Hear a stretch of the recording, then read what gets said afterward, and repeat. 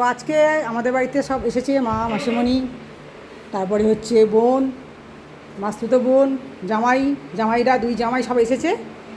তো কী কী রান্না করেছি আজকে আমি একটু দেখিয়ে দিই। আচ্ছা, এখানে করেছি হাঁড়িতে ভাত করেছি, গরম ভাত, ওখানেও ভাত আছে। এখানে করেছি দুধ পটল, এটার মধ্যে রয়েছে মুসুর ডাল। আচ্ছা, এখানে করেছি ঝিঙে আলু পোস্ত, এটাতে করেছি একটু আজকে পেঁয়াজ দিয়ে করেছি পনির। আচ্ছা, এখানে স্যালাডের জন্য পেঁয়াজ কাটা আছে, এখানেও শসা টমেটো স্যালাড। আর এইখানে করেছি দই চিকেন। চিকেনটা মনে হচ্ছে আজকে খুব একটা জুত হবে না, জানি না, করার অভ্যাস নেই তো আমার। আর এখানে আছে আমের চাটনি, এখানেও চাটনি রয়েছে, আর রয়েছে দই।